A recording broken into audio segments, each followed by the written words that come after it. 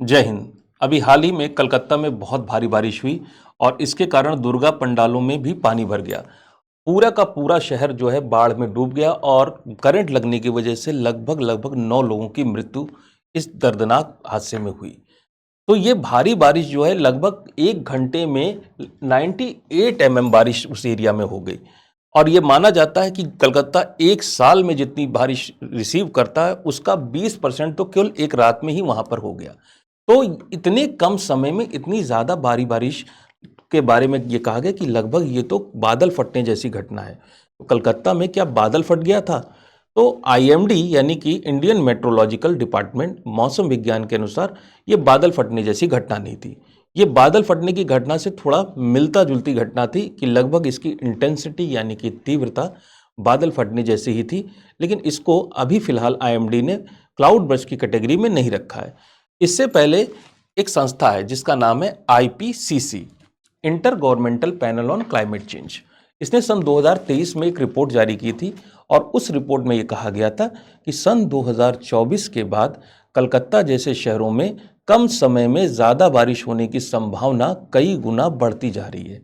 और ऐसा किस लिए हो रहा है?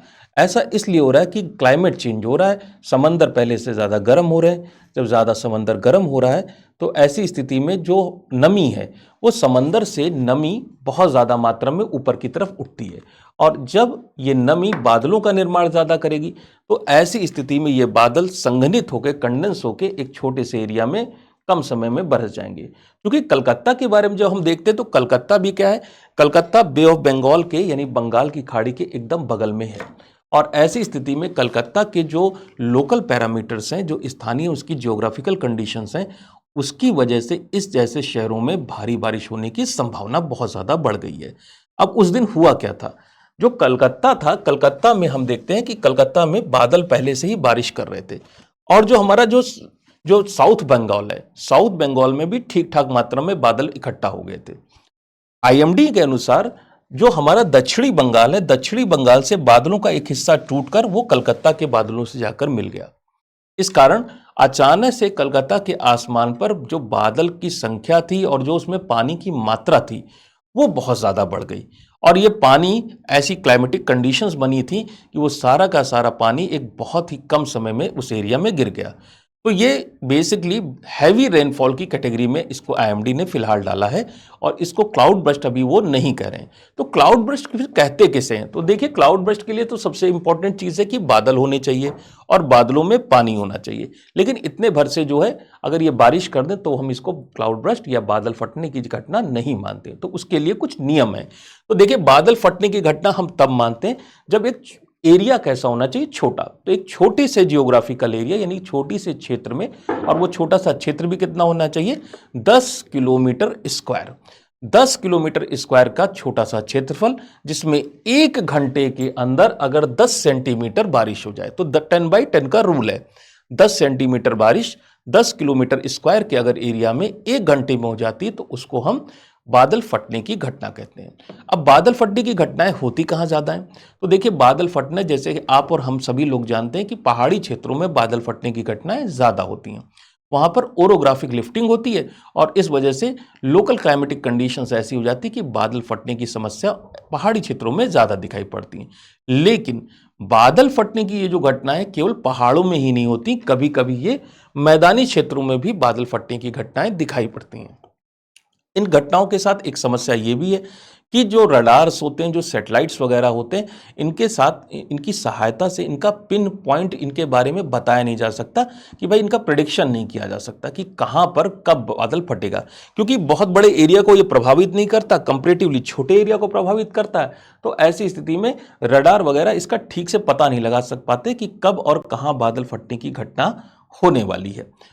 अब जब बादल फटता है तो जैसे मैंने आपको बताया कि 1 घंटे में 10 सेंटीमीटर बारिश हो गई तो बहुत ज़्यादा बारिश होती है। तो क्या होता है? फ्लैश फ्लड आ जाता है, नीचे अचानक बाढ़ आ जाती है, इनंडेशन हो जाता है, पानी भर जाता है, जन धन की हानि बहुत ज़्यादा होती है, भूस्खलन और लैंडस्लाइड जैसी चीज़ें होने लगती हैं। तो बादल फटने की घटनाएं आने वाले समय में हम देखेंगे कि हमारे देश और पूरे के पूरे विश्व में इस तरह के क्लाउड बर्स्ट जैसे सिनेरियोज वो ज़्यादा से ज़्यादा बढ़ने वाले हैं, क्योंकि क्लाइमेट चेंज की वजह से ये मॉइस्चर जो है वो बहुत ज़्यादा मात्रा में एकत्रित हो रहा है। तो ये रहा आपका क्लाउड बर्स्ट। अब चलिए इस पर एक प्रश्न लगाकर देखते हैं कि वाकई में क्लाउड बर्स्ट क्या होता है। तो क्लाउड बर्स्ट क्या होता है उस पर देखते हैं।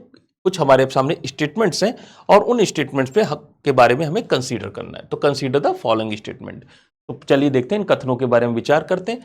A cloud burst is a sudden and very heavy rainfall often accompanied by thunder and hail which is confined to a small geographical area। तो देखिए इसमें पहला स्टेटमेंट कह रहा है कि क्लाउड बर्स्ट यानी बादल फटने की घटना में क्या होता है, अचानक से होती है घटना, बहुत ज्यादा बारिश होती है और इसमें बिजली कड़कती है। हेल मतलब यहाँ पर ओले गिरते हैं और साथ ही साथ ये इसकी खास बात है कि छोटे से एरिया में होता है, बहुत बड़े एरिया में क्लाउड बर्स्ट जैसी घटना नहीं होती।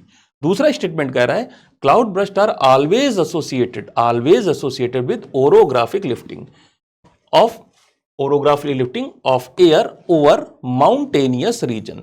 तो क्लाउड बर्स्ट या बादल फटने की घटना केवल पहाड़ी क्षेत्रों में ही होती है।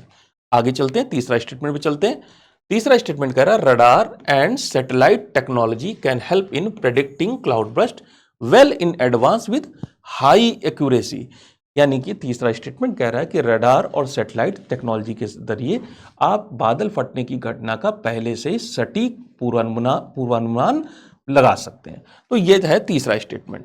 तो चलिए देखते हैं इनमें तीनों में कौन सा स्टेटमेंट सही है। तो पहले स्टेटमेंट के बारे में जैसे कि हम लोगों ने डिस्कस ही किया कि क्लाउड बर्स्ट कैसा है, अचानक होता है, बहुत तेज गति से बारिश होती है और इसमें जाहिर सी बात है बिजली कड़केगी, ओले गिर सकते हैं।